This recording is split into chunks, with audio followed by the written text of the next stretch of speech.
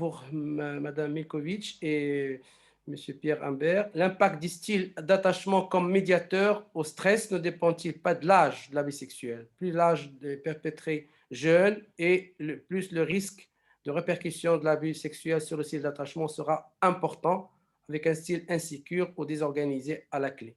À l'inverse, si l'abus est perpétré plus tard, il y aurait plus de chances que le style d'attachement soit sécure. D'accord. Est-ce que vous avez une réponse? Donc là, Personnellement, je trouve que c'est une très bonne question, évidemment. Malheureusement, on ne l'a pas du tout traité, malheureusement. oui. Je suis vraiment désolé, ça aurait été très intéressant. Je ne sais pas, Raphaël, toi, tu as traité cette question-là? Il faut mettre ton micro, Raphaël. Pardon. Oui, non, je ne l'ai pas traité, je n'avais pas l'information, donc je ne l'ai pas traité. Bon, on peut imaginer que sur un plan théorique, oui, forcément, plus ça arrive tard, mieux c'est, enfin si si vraiment c'est obligé d'arriver.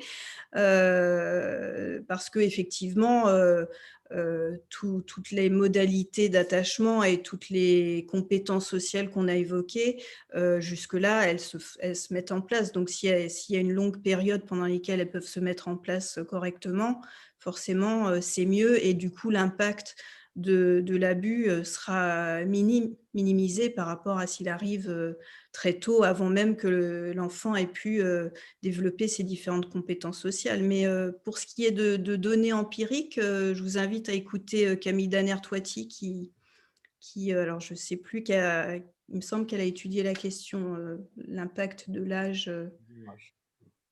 quoique c'est peut-être l'âge de placement. Mais bon, ça peut partiellement répondre à la question. Mais par rapport à la question d'un effet, si je lis en même temps, si un des parents a répondu aux besoins, oui, bah, ça limite le risque, forcément.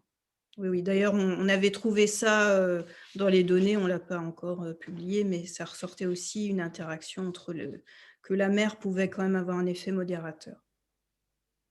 Toujours sur la même lancée, y a-t-il un impact sur le fait que l'abuseur soit la mère ou le père dans la transmission? Bah, oui, probablement. Alors ça, mes données ne permettent pas de répondre à la question parce que, comme je disais, je n'avais pas l'information de qui était l'abuseur. Mais oui, vraisemblablement que si c'est quelqu'un à l'extérieur de la famille, avec qui on ne vit pas, ça n'a rien à voir avec si, c'est quelqu'un, dans la famille avec qui on est 24 heures, enfin ou presque. Enfin si en ce moment, en temps de confinement, parfois, 24 heures sur 24 ensemble. Donc parce que du coup, l'insécurité vécue, elle est permanente. Alors que si c'est au moment d'aller à tel endroit que le risque se présente, ça limite le risque. Et en plus, si l'abus ne vient pas des parents biologiques, ça permet quand même justement à ce que ces compétences sociales se développent dans le cadre de ces relations-là, même si par ailleurs, il y a un abus à l'extérieur. D'accord. Une question pour professeur Pierre Humbert. Est-ce qu'il y a des pistes sur les facteurs qui expliqueraient les 39% d'attachement sécure chez des femmes abusées? Parce que là, sur votre étude, il y a 39% dans les deux cas. Est-ce qu'il y a des pistes qui expliqueraient qu'il y a la même chose? Non, non, il n'y a pas de piste. C'est un constat en soi qui est intéressant, enfin, qui nous a surpris et qui, finalement, est, si on peut dire, relativement optimiste. C'est-à-dire qu'au-delà des traumatismes de l'enfance, il y a quand même des possibilités de réparation, si on peut dire. Alors, probablement là, évidemment, la question précédente serait intéressante, c'est-à-dire si on avait pu traiter la question de l'âge à laquelle les événements sont survenus, peut-être qu'on aurait pu trouver, je ne sais pas, je l'espère, je l'imagine, en fonction aussi de ce que vient de dire Raphaël, que peut-être voilà, les abus plus précoces auraient pu, disons, si le milieu est soutenant, finalement ne pas entraîner cette désorganisation ou d'autres problématiques. Mais ça, donc, on n'a pas d'évidence pour le dire, mais on peut l'imaginer en tout cas, ce qui serait en soi positif. Je vais juste mentionner que dans un bras de cette même étude, nous avons travaillé avec des enfants qui ont vécu un traumatisme de l'enfance, mais pas du tout d'abus sexuels. Il s'agissait d'enfants qui étaient survivants d'un cancer de l'enfance. D'accord. Eh bien, nous avons trouvé que chez ces enfants-là, survivants d'un cancer de l'enfance, il n'y avait pas d'effet sur la qualité de la relation d'attachement par rapport à un groupe contrôle, une fois que ces enfants-là sont devenus adultes. Donc, eh bien, on le comprend aisément parce que lorsqu'un enfant, dans la petite enfance, la jeune enfance, a un cancer, eh bien, on peut imaginer comment l'entourage va se mobiliser autour de lui pour l'accompagner, etc., et lui procurer une certaine sécurité en dépit donc de cet événement potentiellement traumatisant qu'il a pu vivre. Eh bien, effectivement, un effet ici sur l'attachement, un effet plutôt positif même sur la qualité de l'attachement. Donc, on peut imaginer effectivement l'importance du milieu soutenant en cas de traumatisme de l'enfance, que cette importance, que ce milieu soutenant donc a vraiment une importance qui peut se lire des années plus tard, lorsque on interroge ces personnes avec le AAI ou le AMMI, par exemple. Voilà. Toujours sur dans le même domaine. Est-ce qu'il y aura une Est-ce différence que je entre peux, un avant de traumatisme changer de question, par- est-ce que Voilà. pardon, est-ce que avant de changer de question, je peux juste ajouter quelque chose Oui, par oui, rapport à cette oui, allez, discussion? allez. Merci. Moi, je pense que la question de l'âge, du point de vue théorique, il faut revenir sur l'idée de trajectoire développementale avec des facteurs de risque, vulnérabilité ou de protection. Effectivement, le plus tôt l'abus arrive, effectivement, ça fragilise dès très tôt toutes comme ça fonctionne un peu comme une boîte à encastrement, comme il a à la base quelque chose déjà d'un risque, d'un facteur de risque très avéré, le biais de développement est beaucoup moins favorable que quand on a déjà construit une trajectoire plus favorable, il y a un événement qu'un certain moment de stress, qu'à un certain moment arrive. Effectivement, ça du point de vue de l'âge.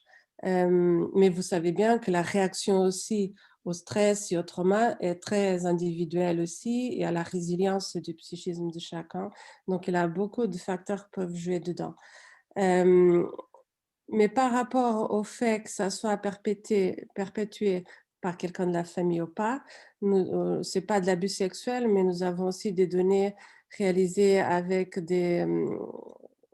du peuple israélien, où on sait bien que, enfin, à l'époque de la guerre, que quand on évalue, je pense que c'est des études des années de 90 de Sagui, où il montre que ces personnes n'ont pas de la désorganisation de l'attachement.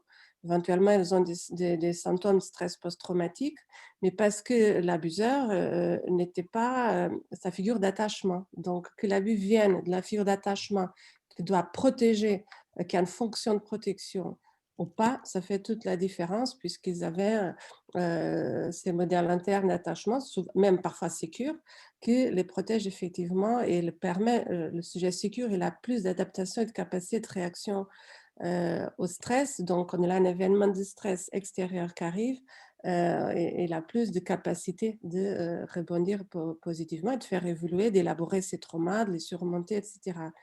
Et juste dernière idée, parce que la question était si c'était par rapport au père ou à la mère. Malheureusement, on a peu de données de l'abus féminin et notre expérience clinique nous laisse de plus en plus attentifs à cette dimension. Ce n'est pas souvent un abus violent du point de vue physique, mais c'est insidieux, c'est manque de limites corporelles, d'emprise émotionnelle et après, parfois, d'abus sexuels plus avérés, qu'on connaît de la clinique, mais que, pour moi, je pense que ça reste un peu un tabou, un non-dit. On tolère aussi plus certains types de relations entre les mères et ses enfants. je ne pense pas culturellement, socialement, et on se pose moins cette question, mais ça mérite d'être mieux étudié aussi, hein. Bah, on en a vu avec l'étude Raphaël, que même chez l'homme, c'est mal étudié, il a un pourcentage beaucoup plus élevé chez l'homme, mais je pense aussi que c'est mal diagnostiqué l'abus féminin des mères par rapport aux enfants. Et si vous êtes clinicien, mon expérience, c'est que ça mérite d'être questionné quand on voit des choses. Et on voit beaucoup chez les petits, à 12 ans, avec l'échelle d'évaluation des comportements des organisants, des mères avec des comportements hypersexualisés dans la relation avec les enfants, ce que les désorganisent au moins, et des enfants qui après développent des stratégies contrôlantes où le rapport à l'autre passe par des relations de séduction sensuelle tout le temps. Et quand on explore ça rétrospectivement, on peut comprendre qu'il a ce type d'interaction hypersexualisée avec leur mère. Ou d'autres personnes, mais aussi avec leur mère. Et ça, je pense que je voulais juste relever l'importance en tant que clinicien d'être attentif parce que des études, il n'y en a pas vraiment, je connais aucun, mais peut-être qu'il y en a et je ne connais pas. Mais c'est vraiment une dimension à laquelle on doit être très, très attentif, je pense. D'accord. Donc, merci parce que là, on arrive à la fin de cette session. Il y a une autre session qui va commencer dans 2-3 minutes.